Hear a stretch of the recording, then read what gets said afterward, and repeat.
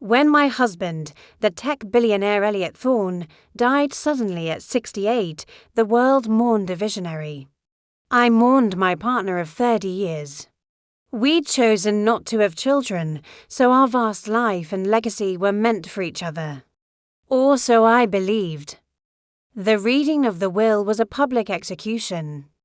His longtime lawyer, Gerald, read the terms, his voice trembling slightly. The bulk of Elliot's $2 billion personal fortune stocks, the venture capital, the private island was not going to me, it was all going to a woman named Anya Petrova. Identified as his private nurse and primary caregiver, she was 25 years old, a gasp. Echoed through the oak-panelled office, I felt the world spin. Anya, the quiet, efficient young woman with gentle hands, hired by Gerald's own firm after Elliot's first minor heart scare. She had been a ghost in our penthouse, always present, always helpful. Elliot had praised her endlessly. Such a comfort, Vivian, he'd say. So different from the gold diggers you usually meet, the irony was a knife twisting in my stomach. Gerald presented the will as ironclad. He even played a video, recorded 6 months prior, of Elliot, looking frail but lucid, stating clearly that Anya was his sole heir. He cited her selfless care and pure heart. It was a masterpiece of manipulation. I was left with our jointly owned properties and a modest trust a billionaire's widow suddenly reduced to a life of simple comfort.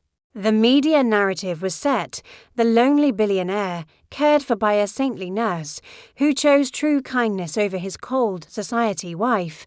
But I knew Elliot. This was the man who wrote 100-page business contracts. Who obsessed over loopholes and incentives. This was the man who, 25 years ago, insisted on a prenup so dense it took 3 lawyers to understand it. A man that meticulous doesn't he just disinherit his wife of 3 decades for a stranger he has known for a year. This wasn't Elliot's design. This was a heist. So I went to war. Not in the press, but in the shadows. I went to our vault and retrieved our original prenuptial agreement, a document I hadn't looked at in decades. I didn't hire a divorce lawyer, I hired a forensic contract attorney. A woman named Lynn who spoke in terms of poison pills and sleeping clauses. Together, we dissected every line, every subsection, and then we found it, Clause 17b, subsection C, which we dubbed the undue influence safeguard. It stated that if one party, under provable external coercion or insidious influence, amended their estate to the catastrophic detriment of the other, the prenup would automatically nullify that amendment. All assets would revert to the original marital trust. It was a dead man's which Elliot had built into our lives to protect us from exactly this kind of predator. But to activate it, we needed proof.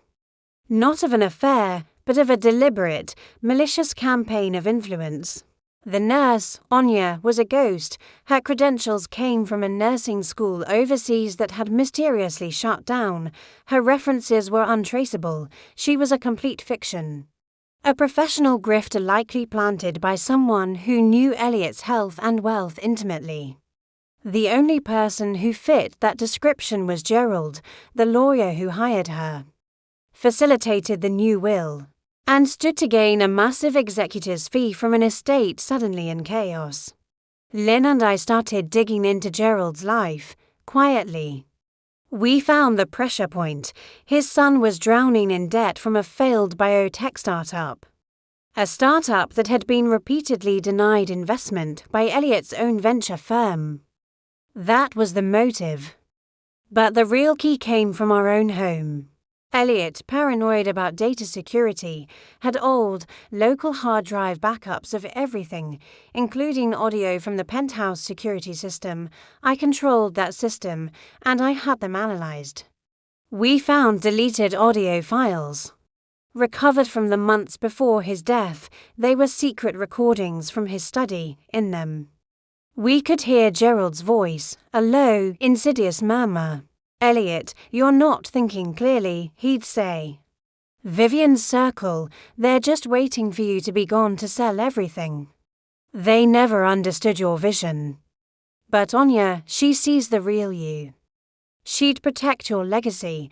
And then Enya's voice, soft and saccharine, feeding his isolation. "Your wife is so busy with her charities. She seems so distant from your pain. I just want to make you happy." It was psychological warfare, exploiting his illness and his fear of mortality. The final recording was the clincher. It was Gerald, whispering, "Just sign the codicil, Elliot. It's just a backup. To protect things if your mind gets foggy from the medication. We can always change it later." Then we heard the sound of a pen scratching on paper. That was the signature. We had it. The proof of coercion. Undue influence. We didn't go to the probate court first. We went straight to the State Bar Association and the District Attorney's office, filing a civil suit against Gerald and Anya Petrova for conspiracy to commit fraud and elder financial abuse. The threat of criminal charges and losing his license made Gerald crumble. He gave up Anya in a plea deal. She was a known succession grifter, a professional who specialized in wealthy, terminally ill men. Gerald had found her and orchestrated the entire scheme, promising her a cut for playing the part. With that confession, the Prenup safeguard clause triggered, the will was nullified, the entire $2 billion fortune reverted back to the marital trust. With me as the sole beneficiary, Gerald was disbarred and faced prison time. Anya, exposed, vanished back into the wind of her many false identities.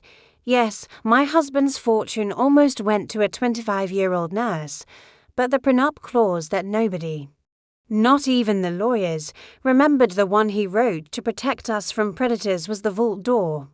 That slammed shut on their heist. I didn't just fight a gold digger.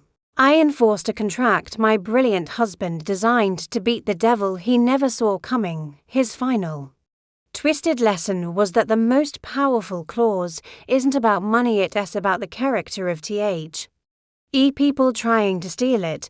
Thanks for watching.